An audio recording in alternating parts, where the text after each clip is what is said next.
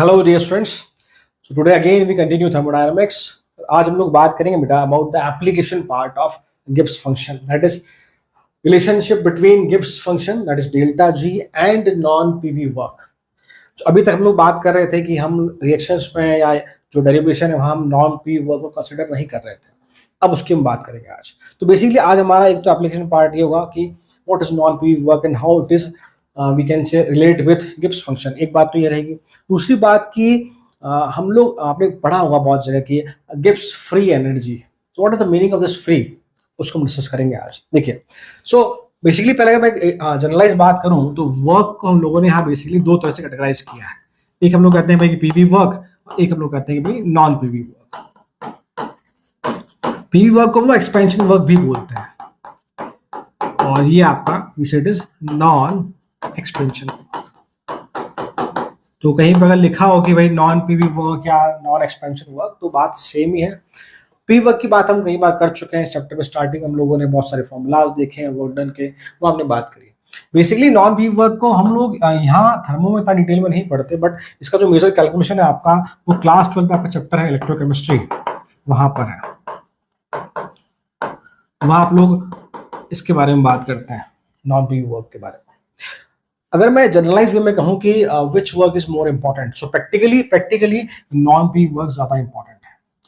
किसी भी running device में, जैसे मान लीजिए एग्जांपल के तौर पे मान लीजिए सेल, कोई भी सेल है, बैटरी है, वहां पर अगर आप देखेंगे तो वहां नॉन पीवी वर्क होता है। नॉन पीवी वर्क के एग्जांपल की हमने बात करी थी पहले। It is what type of electrical work जहां हम लोग इलेक्ट्रोकेमिस्ट्री में सेल पोटेंशियल मेजर करते हैं, that is what because of electrical work कह लीजिए आप, ग्रेविटेशनल वर्क कह लीजिए आप।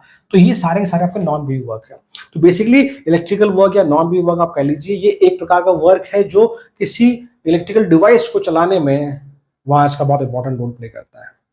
चाहे मैंने कहा कि चाहे वो आपकी घड़ी क्यों ना हो, चाहे वो आपकी कोई प्रकार का सेल क्यों ना हो, गैल्वेनिक सेल की हम बात करते हैं, इलेक्ट्रोकेमिकल सेल की हम लोग बात करते हैं, वहाँ जो भी वर्क है वो सारा का सारा सेल पोटेंशियल की फॉर्म में, नॉन पीवी वर्क की फॉर्म में ही मेजर किया जाता है। So practically non PV work is what more important than PV work. Practically specially हम जब बात कर रहे हैं, हम किसी इलेक्ट्रॉनिक डिवाइस की बात कर रहे हैं, किसी गैजेट की हम लोग बात कर रहे हैं, वहाँ स्पेशली ज़्यादा इंपॉर्टेंट है। ये सुनो, तो आज उसकी हम बात करेंगे यहाँ पर। देखिए भाई, तो फिर से हम लोग एक थोड़ा डेरिवेशन लिखेंगे जो हमने काफी हद तक पहले भी कर रखा है, और वहां से भी कंक्लूजन निकालेंगे और उस कंक्लूजन को फर्दर हमको रिलेट करेंगे, और लास्ट में हम लोग बात करेंगे what is the meaning of free in gives free energy. तो देखिए भाई, so now for a pure substance, ये डेरिवेशन हम लोग पहले भी कर चुके हैं, कि फिर से लिख देता हूं एक बार ताकि हम कंक्लूजन तक पहुंच जाए एक बार। देखिए, G equal to H minus Ts and G equal to we can say H को आप U plus P भी लिख सकते हैं बेटा, minus Ts। फर्दर जो मैं लास्ट लेक्चर में किया था, dG equal to du plus pdv plus vdp minus tds minus std। ठीक है भाई। अब हम लोग फर्स्ट लॉ से du equal to Q plus W लिख सकते हैं, yes or no? It is now Q reversible plus W। इस बार हम लोग W जो बात कर रहे हैं वो टोटल W की बात करेंगे। W रिवर्सिबल और W हम टोटल लेंगे। टोटल से मतलब मेरा सिंपल सा है कि भाई इस बार हम लोग पीवी वर्क की बात करेंगे इस क्वेश्चन में, और नॉन पीवी वर्क की भी बात करेंगे क्वेश्चन में। Plus PdV plus VdP minus TDS minus STD। Yes और नो? और हम जानते हैं कि भाई ds equal to it is q by T, we can simply say q equal to TDS लिखते हम लोग। तो इस q की जगह मैं फिर से लिख दूंगा TDS। देखिए भाई, सो dg इक्वल टू, इसकी जगह लिख देंगे हम लोग TDS। w रिवर्सिबल एक तो आपका पी वर्क हो जाएगा, तो पी वर्क क्या हो जाएगा, minus PdV। Non P work को हम क्या लिखेंगे, w नॉन। सुनो, दो तरह के वर्क की बात करिए। रिवर्सिबल वर्क को हम क्या लेते हैं, माइनस PdV, और एक आपका हो जाएगा प्लस W नॉन PV, साथ में प्लस PdV। सेम ये डेरिवेशन लास्ट क्लास में मैंने किया था, बट वहां हमने नॉन PV वर्क कंसिडर नहीं किया था, बस सब कुछ वही सेम है। प्लस VdP माइनस TDS और आपका STD। ठीक है बेटा, फिर से आप देखेंगे कौन कौन से टर्म्स आपकी कैंसिल हो जाएगी यहाँ से। तो देखिए, तो आपका TDS कैंसिल हो गया, ये इससे, VD भी आपका इससे कैंसिल हो गया। ठीक है, तो ठीक है, अब अगर मैं बात करूं eight constant temperature and pressure, eight constant temperature and pressure, तो आप देखेंगे कांस्टेंट प्रेशर पे ये टर्म जीरो हो जाएगी, कांस्टेंट टेम्परेचर आप ये टर्म जीरो हो जाएगी, सिर्फ और सिर्फ मेरे पास क्या आ जाएगा, W नॉन PV या नॉन एक्सपेंशन। ठीक है, क्लियर? ठीक है, इसको वैसे लिखते हैं, that is DG at constant temperature and pressure equal to negative of W non PV। Now what is the meaning of this one? Why we say negative? क्योंकि हम work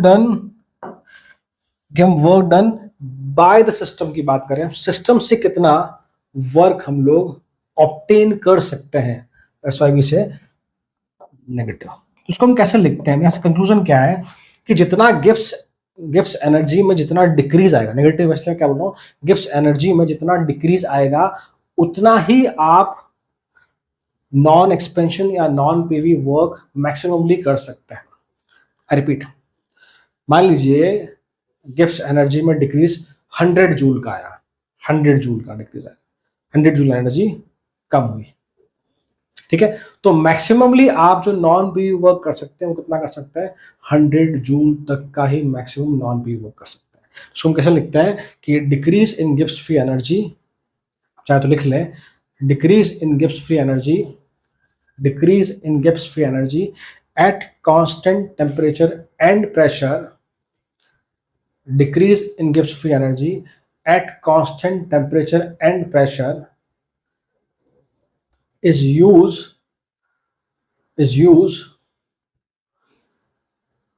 to collect maximum work done from the system, used to collect maximum non-PV work done, maximum non-PV work from the system, is used to collect maximum non-PV work, bracket में लिख लेना non PV के बाद, non expansion work from the system, from the system.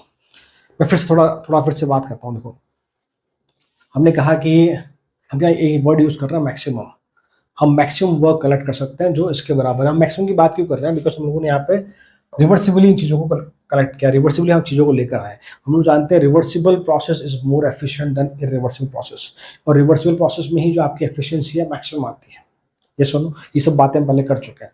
तो हम क्या कह रहे हैं कि जितना गिब्स फंक्शन में, गिब्स एनर्जी में जितना डिक्रीज आएगा उतना ही मैक्सिमम आप नॉन PV वर्क किसी सिस्टम से कलेक्ट कर सकते हो, इस सिस्टम के थ्रू ऑब्टेन कर सकते हो।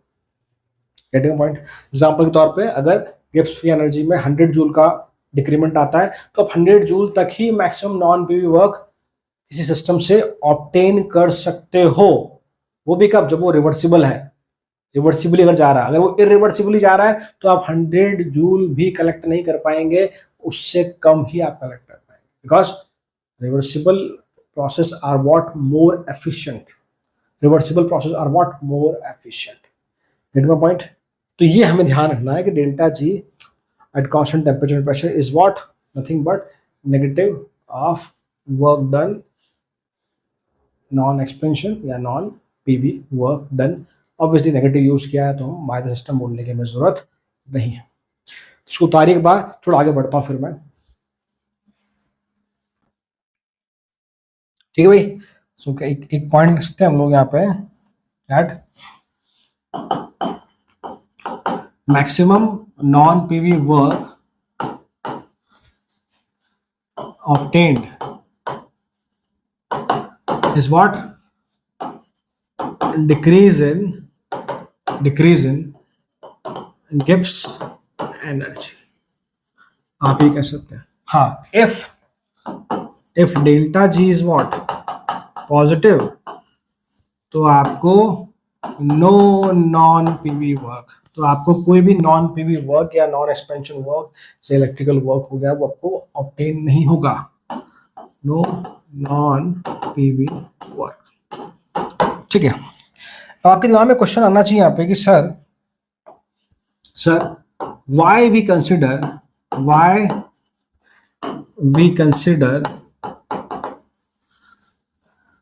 non PV work as useful work, not PV work as useful work.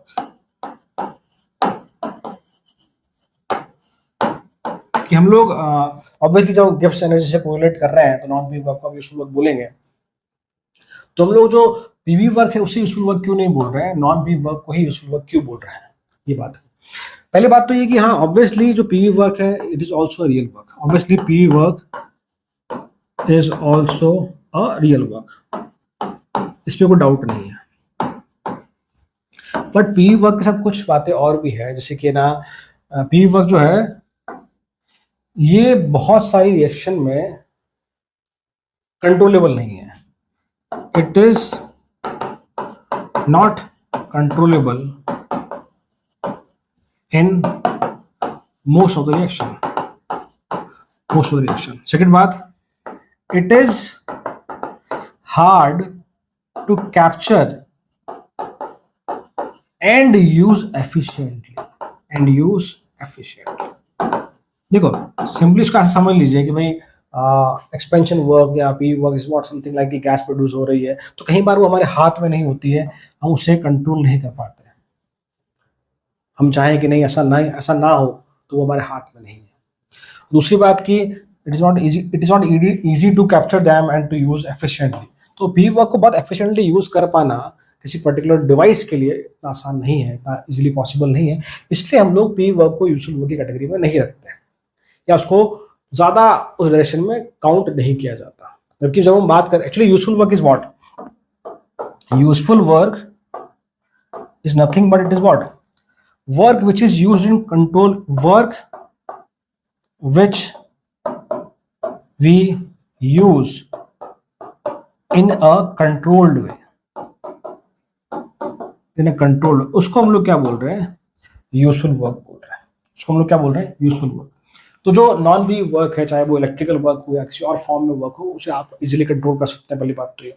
और एक बात और भी कि हम यूजफुल वर्क का मतलब ये है कि which is use to run a device, which is used to run a device। तो वहाँ पर ऑब्वियसली इलेक्ट्रिकल वर्क या आप कह लीजिए नॉन पी वर्क है वो ज़्यादा एफिशिएंटली काम करता है। इसलिए हम लोग इन जनरल, हमें फिर से कहूँगा इन जनरल, हम लोग जो आपका व्हाट वी से नॉन पी वर्क है इससे हम लोग यूजफुल वर्क की तरह काउंट करते हैं, और पी वर्क को हम यहाँ यूजफुल वर्क की तरह काउंट नहीं कर सकते हैं। इन जनरल आप ये बात कह सकते हैं।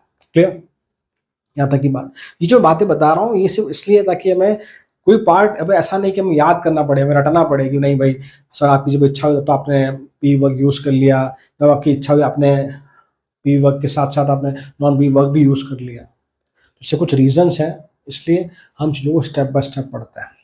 क्लियर। अब जो लास्ट पार्ट है आज का, कि दैट इज व्हाट, की गिब्स फ्री एनर्जी में जो फ्री वर्ड है what does it mean, and it is very very important. तो बस उसको उतारिए फिर उसकी बात करते हैं। देखिए ठीक है बेटा, तो देखिए सुनो, हम लोग बात कर रहे हैं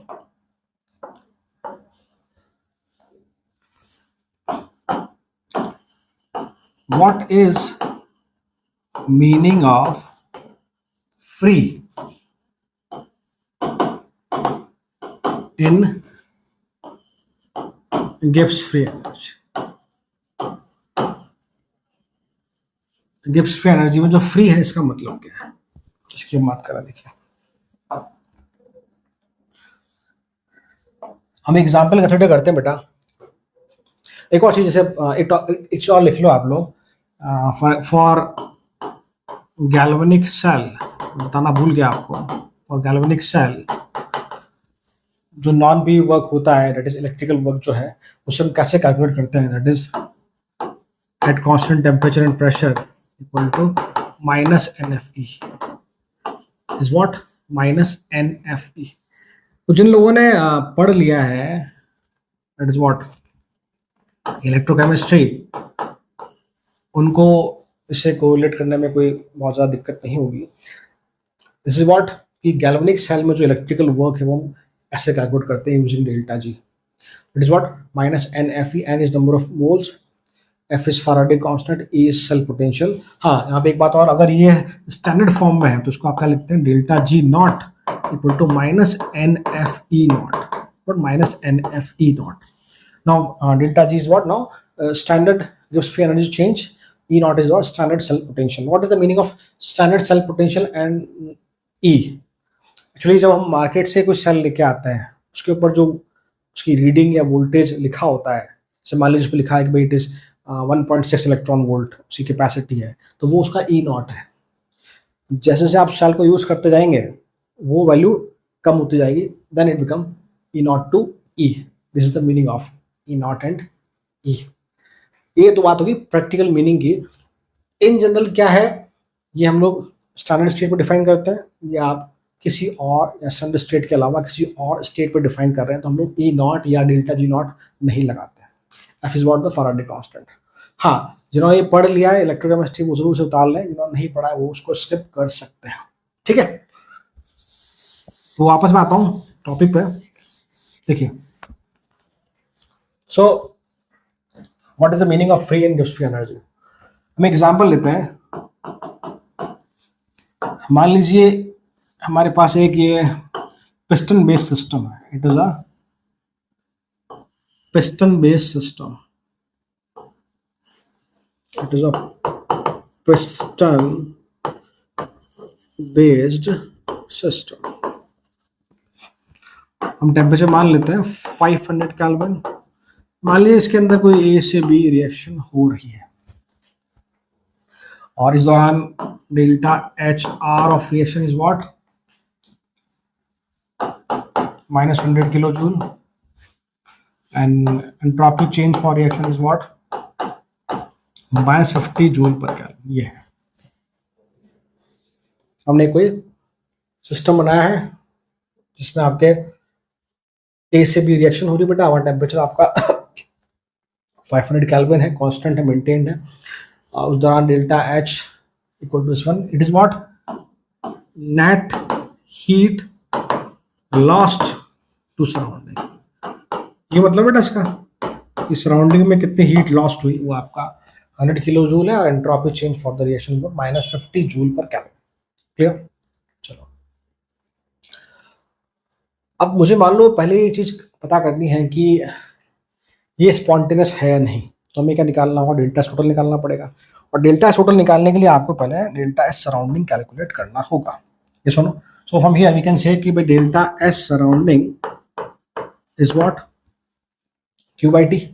सो Q is what 100 kilo joule, 100 into 1000 joule में हो गया, और आपका ये नीचे टेम्परेचर 500. यहाँ तक बात सही है अपनी. तो ये आपका आ जाएगा 200 जूल पर केल्विन. क्लियर. ये हम कई बार कर चुके हैं. माइनस है तो यहाँ प्लस आएगा, ऑब्वियसली बात है. Q P system equal to minus Q surrounding हम लिखते हैं, तो उस बात दोबारा नहीं जा रहा. तो ये आपकी ये कब है, जब सारा का सारा हीट है वो सराउंडिंग में लॉस्ट होगा, तब इतना एंट्रोपी सराउंडिंग का होगा. तो मैं दिख रहा है कि delta S surrounding plus delta S system अगर हम जोड़ेंगे, तो delta S system plus delta S surrounding अगर मैं ऐड करूंगा तो ऑब्वियसली वैल्यू पॉजिटिव आएगी. ये दिखाता है कि the process is what spontaneous, because delta total क्या है आपका पॉजिटिव आया. आती बात ठीक है. क्लियर यहाँ तक. चलो, अब एक बात की, ये तो मैं समझ में आया भाई कि वैल्यू 200 जूल आई सराउंडिंग की, जो कि इससे 150 जूल लगभग ज्यादा है, उसकी वजह से नेट वैल्यू आपकी पॉजिटिव आ रही है. बट एक बात की, अगर हमें ये पता करना हो कि सराउंडिंग की एंट्रोपी मिनिमम कितनी हो, सराउंडिंग की एंट्रोपी मिनिमम कितनी हो कि ये प्रोसेस स्पॉन्टेनियस हो जाए, तो entropy change of surrounding is what must be greater than equal to 50 joule per kelvin. Must be greater than equal to 50 joule per kelvin. जैसे ही 50 जूल पर केल्विन से ग्रेटर देन इक्वल टू होगा, ये process आपका spontaneous हो जाएगा, क्योंकि उस केस में डेल्टा एस टोटल जो है वो पॉजिटिव निकल के आएगा. क्या सुनो, हम क्या बात कर रहे हैं, for process to be spontaneous, ये आप कह लीजिए भाई मिनिमम कंडीशन, कह लीजिए भाई कि minimum condition to be spontaneous, तुम क्या करेंगे भाई, delta S surrounding is what 50 होना चाहिए। तो क्या मैं कह सकता हूँ कि डेल्टा एस सराउंडिंग, तो उस दौरान अगर मैं हीट निकालना चाहूँ, उस दौरान मैं हीट की अगर कैलकुलेशन करना चाहूँ, it is what Q surrounding by T, yes और नो। तो हमने क्या कहा कि मिनिमम कितना होना चाहिए 50 joule per calculator, it is what 50 equal to Q surrounding and the temperature is what 500, yes or no, yes or no। तो होना चाहिए, आप इसको से मल्टीप्लाई करेंगे तो ऑब्वियसली ये वैल्यू आपकी जो आएगी किलो जूल में कितनी आएगी, 25 किलो जूल पर मोल की बात नहीं की, sorry, it is what 25 kilo, yes और नो, क्लियर, यदि बात ठीक है। इसका मतलब क्या है कि जो 25 किलो जूल हीट है, इतनी तो कम से कम सराउंडिंग में लॉस्ट होनी चाहिए। तो यहाँ क्वेश्चन में लिखा कितनी है भाई, 100 किलो जूल लॉस्ट हो रही है, कब, जब डेल्टा एस सराउंडिंग का निकाला कितना 200 जूल पर कैलकुलेट। बट हम क्या देख रहे हैं कि मिनिमम कंडीशन जब प्रोसेस स्पॉन्टेनियस हो तो इसका मतलब क्या, उस समय डेल्टा एस सराउंडिंग का वैल्यू जरूर नहीं कि 200 हो, अगर वो 50 या ज्यादा अगर होता है तो इट मीन्स कि प्रोसेस स्पॉन्टेनियस हो जाएगा। तो हम लोग अगर हीट की कैलकुलेशन की बात करें, उस दौरान कितनी हीट सराउंडिंग में लॉस्ट होनी चाहिए, क्वेश्चन में गिवन है कि कितनी लॉस्ट हो रही है 100 किलो जूल। तो हम देख पा रहे हैं कि for the minimum condition the process to be spontaneous the amount of heat lost is what 50 kilo joule. Amount of heat loss इसलिए साइन की जरूरत नहीं है, amount of heat loss is what 25 kilo joule, amount of heat loss is what 25 kilo joule, yes और no, yes और no. हाँ, ये अलग बात है कि इस केस में प्रोसेस कैसा होगा, इस केस में प्रोसेस क्या होगा, रिवर्सिबल होगा आपका process, it is reversible process, क्योंकि मैंने इसके बराबर सराउंडिंग का वैल्यू लिया 50, इससे ज्यादा नहीं लिया मैंने। तो ऑब्वियसली यहां से जो कंडीशन आएगी इक्विलिब्रियम क्या आएगी, it is reversible process, it is reversible process. तो यहाँ पर 25 किलो जूल जो अमाउंट ऑफ हीट है मस्ट बी सराउंडिंग में लॉस्ट लिबरेट वेस्ट होना जरूरी है, तभी ये प्रोसेस स्पॉन्टेनियस होगा, तभी ये प्रोसेस स्पॉन्टेनियस होगा। ये रिवर्सिबल ही होगा, it will take infinite time और we say it will take infinite number of steps.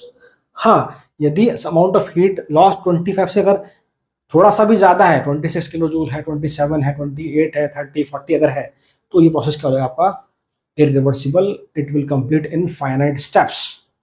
क्योंकि उस केस में क्या होगा, उस केस में आप डेल्टा सराउंडिंग का वैल्यू उससे ज्यादा लोगे। हमने तो कंडीशन क्या लगाई, ये कंडीशन लगाया बेटा हमने मिनिमम कंडीशन, इतना तो होना ही चाहिए तभी हम कहाँ पहुंचेंगे टुवर्ड द स्पॉन्टेनिटी। सो ये तो रिवर्सिबल प्रोसेस के केस में हो जाएगा। हाँ, अगर आप 51 भी कर देते हैं तो ऑब्वियसली अमाउंट ऑफ हीट क्या होगी, ज्यादा आएगी 25 से, व्हाट की it is what in a irreversible way, और वी कैन से कि अब वो प्रोसेस जो है वो फाइनाइट टाइम में फाइनाइट स्टेप्स में कंप्लीट होगा। ऐसी बात ठीक है। अब ये सब बातें हम कर रहे हैं डेल्टा एस की हेल्प से। हमने एक बात और सीखी है कि डेल्टा जी से भी कंक्लूड किया जाता है प्रोसेस की स्पॉन्टेनिटी को लेकर। थोड़ा मैं उस पर आता हूँ, थोड़ा देखिए एक बार आप लोग, फिर मैं इनको आपस कोरिलेट करूंगा। तो देखिए एक बार, चलो इधर लेते हैं इसको। सो अगर मैं डेल्टा जी की बात करूं यहां से, तो delta G equal to delta H minus T delta S is what. तो डेल्टा एच कितना बेटा हमारे पास, माइनस का 100 है, ठीक है, माइनस टेम्परेचर 500 आपके पास है, डेल्टा एस कितना भी हमारे पास 50 है माइनस में, और ये आपका 1000 से डिवाइड किया हमने, क्लियर। तो ये आप देखेंगे it is 25, 5 it is minus का 75, क्लियर। चलो क्लियर, थोड़ा कोरिलेट करें। तो एक्चुअल में क्या है कि ये तो minimum heat, total heat loss कितनी हो रही है 100 है, 25 तो सराउंडिंग में लॉस्ट हो गई, 75 बची। थोड़ा वापस देखो, आपके पास ये अमाउंट ऑफ हीट है जो लॉस्ट हो रही है, 25 जा रही है आपके सराउंडिंग में और 75 आपके बच रही है आपके पास। आप थोड़ा पॉइंट समझना मेरा, देखो पॉइंट ये है कि ये तो सराउंडिंग में अगर आपको किसी प्रोसेस को स्पॉन्टेनियस रखना है, रिएक्शन को स्पॉन्टेनियस रखना है, किसी रिएक्शन को एग्जीक्यूट करवाना है, फिजिबल रखना है, तो आपको एक अमाउंट जो है, amount of energy should be lost in surrounding, amount of energy should be lost in surrounding. ये एक तरह का टोल है, एक तरह का टोल है। ये आप टोल पे करेंगे, उसके बाद ही प्रोसेस आपका स्पॉन्टेनियस होगा, फिजिबल होगा, रिएक्शन आपकी स्पॉन्टेनियस होगी, फिजिबल होगी। एक तरह का टोल है, इतना तो आपको पे करना ही होगा, इसके बाद ही प्रोसेस आपका स्पॉन्टेनियस होगा। मान लीजिए कि ये वैल्यू 20 किलो जूल होती, कब होती? जब ये एंट्रोपी का वैल्यू, जो मैं डेल्टा एस आर का वैल्यू हमने लिया है, ये 50 से कम होता, तभी 25 से कम होती। तो क्या उस केस में डेल्टा एस टोटल पॉजिटिव आ पाता? नहीं आ पाता। It means this is the minimum amount of heat, sorry minimum amount of energy which must be lost in surrounding. मतलब सराउंडिंग आपसे ये एक तरह का टैक्स कलेक्ट करेगा आपसे, वो एक तरह से आपसे वो रिश्वत लेगा, एक तरह से आपसे वो टोल लेगा। इसको पे किए बिना आप रिएक्शन या प्रोसेस को फिजिबल नहीं करवा सकते, नहीं करवा सकते। तो अब देखो, जब मैंने डेल्टा जी निकाला कितना है, -70, तो डेल्टा जी तो बताता है it is the amount of energy to do useful work. हमने बात की थी लास्ट लेक्चर्स में, it is amount of energy to do useful work. तो ये 75 किलो जूल जो एनर्जी है हमारे पास फ्री है, अवेलेबल है। This amount of energy is what? It is free, और we say it is available to do useful work.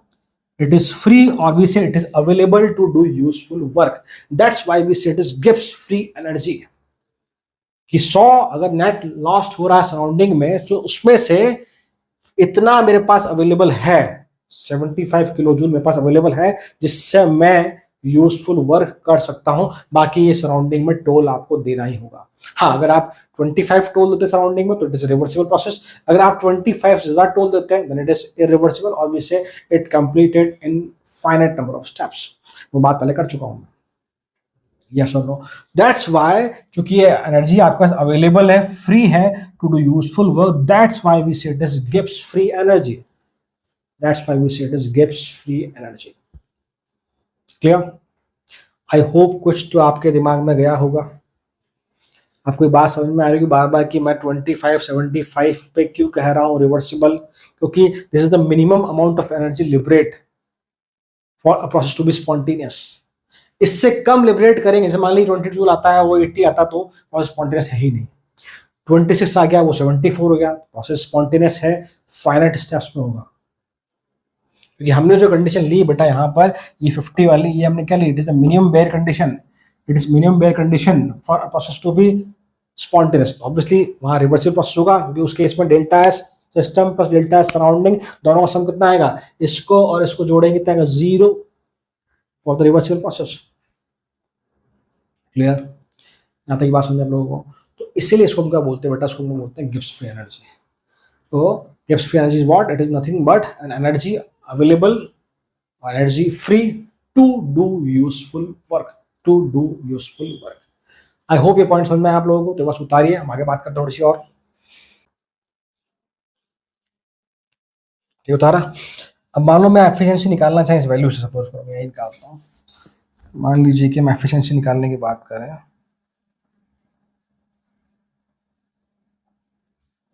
देखिए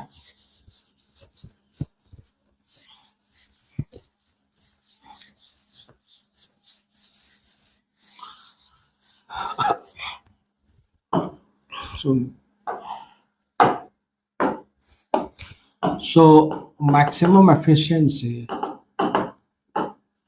what delta G delta H into 100 कितना हुआ? डेल्टा जी 75 और डेल्टा H कितना 100 था अपने पास, into 100 that is 75%.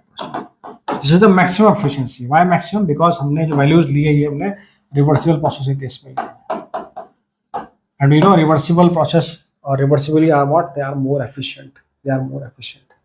तो अगर आपको ये मैक्सिमम एफिशिएंसी चाहिए तो आपको इस प्रोसेस को रिवर्सिबली ही करवाना होगा। It will take infinite number of steps. अगर आपको उसको इरिवर्सिबली कराएंगे तो ऑब्वियसली एफिशिएंसी वो ड्रॉप हो जाएगी, एफिशिएंसी वो ड्रॉप हो जाएगी, बिकॉज आपकी डेल्टा जी की वैल्यू फिर 75 नहीं मिलेगी आपको, तो ये वैल्यू बढ़ जाएगी आपकी, तो ये वैल्यू आपकी ऑब्वियसली कम हो जाएगी। तो आपका नेट एफिशिएंसी है वो डिक्रीज होगा, नेट एफिशिएंसी आपका वो डिक्रीज होगा। ठीक है, एक लास्ट पॉइंट और लिख लीजिए आप लोग आज के लेक्चर में।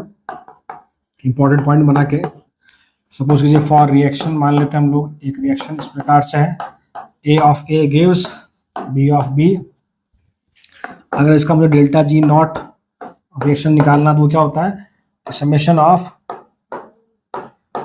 जी formation of product minus summation of G formation of reactant. मतलब कि अगर आपको standard Gibbs free energy change या standard Gibbs energy change for reaction निकालना है, और रिएक्शन में आपको जितने भी रिएक्टेंट प्रोडक्ट हैं ए बी सी डी जितने भी हैं, अगर उन सब का जी नॉट फॉर्मेशन गिवन है, स्टैंडर्ड गिब्स फॉर्मेशन एनर्जी या वो गिवन है सबका, ए का बी का सी का डी का, तो क्या करेंगे आप, जो भी formation standard formation Gibbs energy है प्रोडक्ट की माइनस करेंगे standard formation Gibbs energy of reactant, तो आपके पास delta G naught of reaction हो जाएगा। तो ये पॉइंट आप ध्यान रखिएगा, डायरेक्टली इस पर क्वेश्चन पूछे जाते हैं या पूछेंगे हमसे, तो आगे आने वाली क्लासेज है उसमें बात करेंगे इसमें न्यूमेरिकल की।